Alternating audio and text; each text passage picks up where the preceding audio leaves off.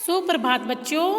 आज हम कक्षा 5 विषय हिंदी का पाठ 7 बालक का स्वप्न, यह एक कहानी है, इसको पढ़ेंगे। इस कहानी में बताया गया है कि अगर हम कुछ करने के लिए सपने देखें और उन्हें पूरा करने के लिए दृढ़ निश्चय और आत्मविश्वास के साथ कड़ी मेहनत करें तो एक दिन हमारे सपने जरूर पूरे हो सकते हैं।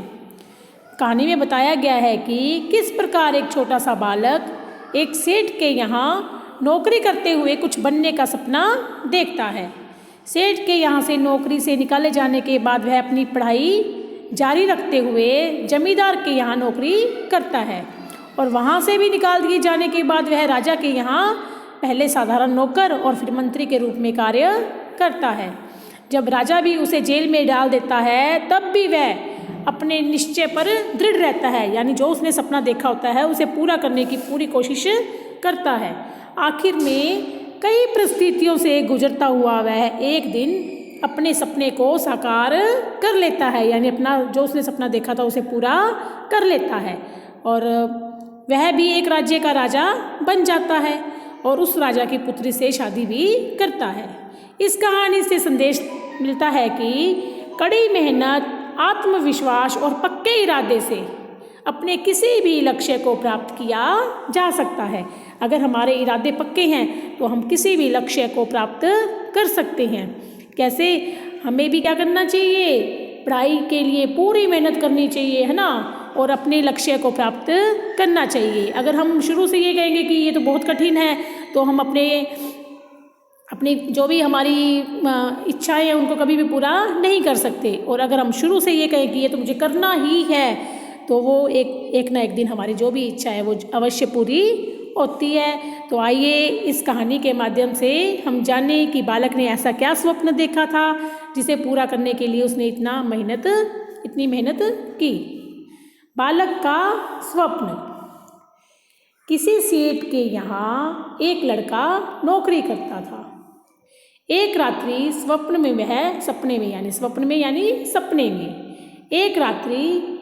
में वह चिल्ला उठा, अहो मेरा भाग्य।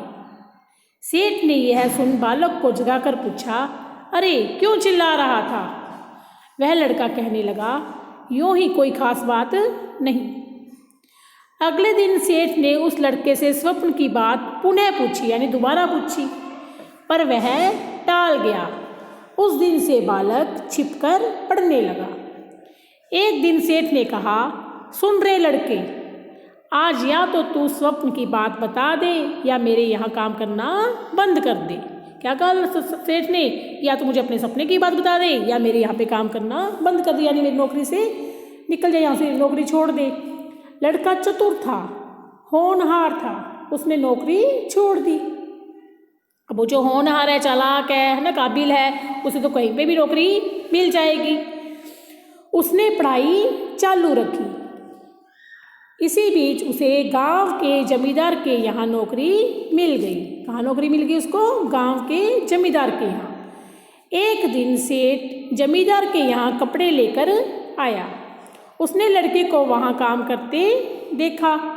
सेठ ने जमींदार को लड़के के स्वप्न और निकाले जाने की बात बता दी।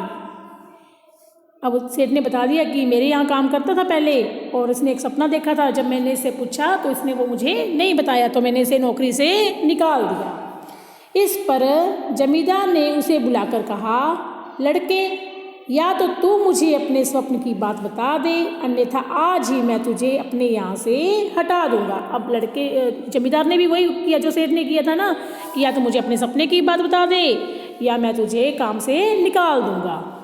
परंतु वह लड़का धुन का पक्का और दृढ़ निश्चयी था, है ना।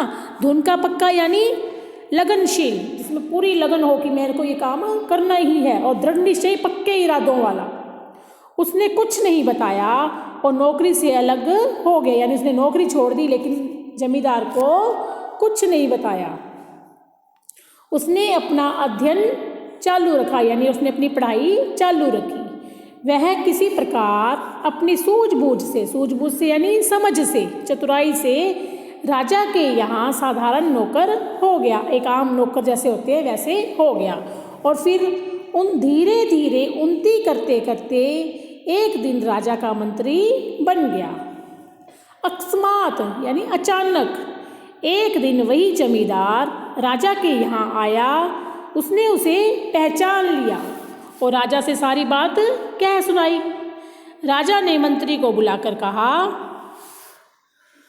मंत्री जी, आपने बहुत दिन पहले सेठ के यहाँ एक सपना देखा था ना, स्वप्न देखा था।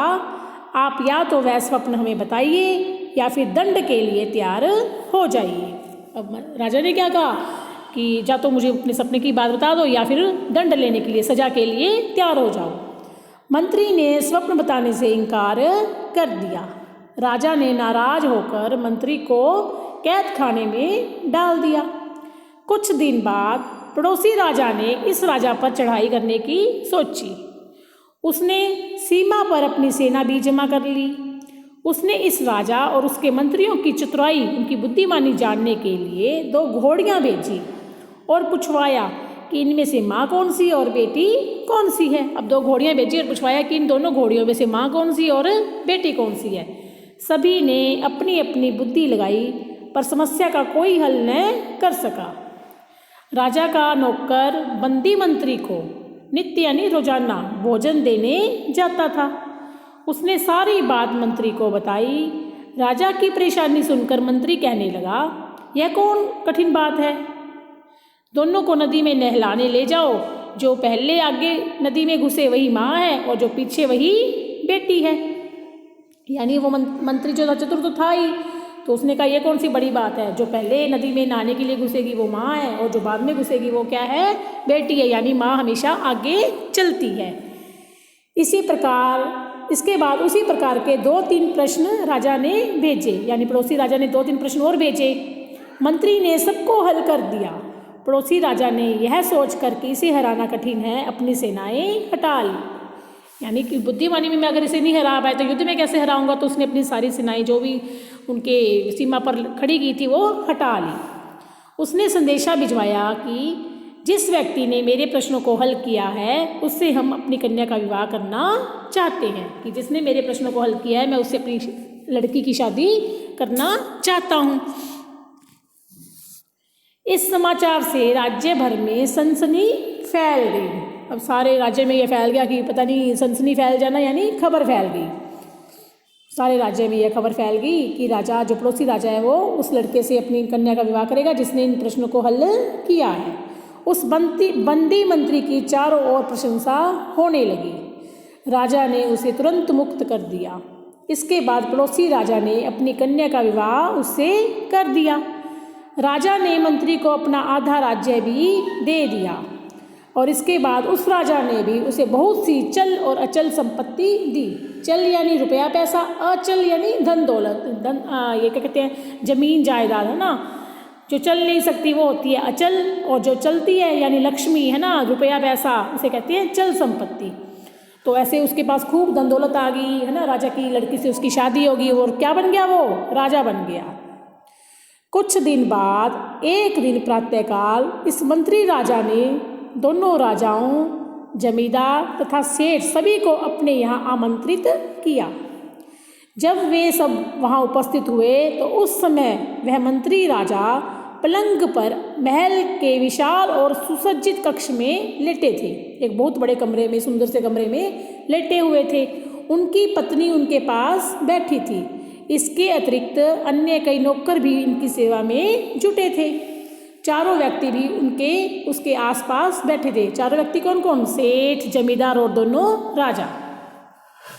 तब उस मंत्री राजा ने कहा, यही दृश्य जो आप लोग इस समय यहाँ देख रही हैं मैंने स्वप्न में देखा था। यानी कि मैंने सपने में यही देखा था कि मैं राजा बन गया हूँ और एक रानी मेरे पास बैठी है और सेठ, जमींदार, दोनों राजा जो हैं वो मेरे आसपास बैठे हैं।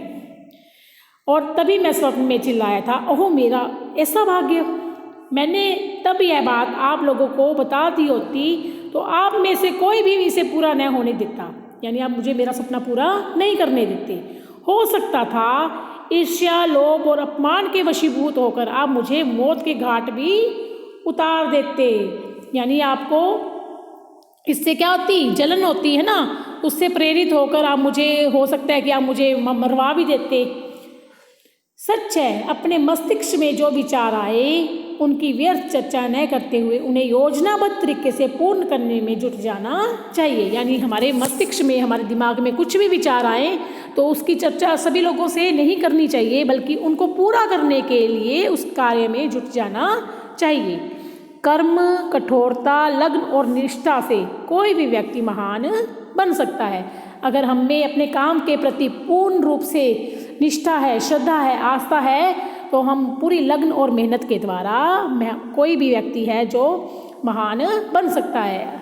चाहे वो कोई भी है, चाहे गरीब से गरीब है, चाहे अमीर से अमीर है, अगर उसको अपने कार्य के प्रति पूरी निष्ठा है तो वह महान बन सकता है, अपने इरादों में कामयाब हो सकता है। धन्यवाद।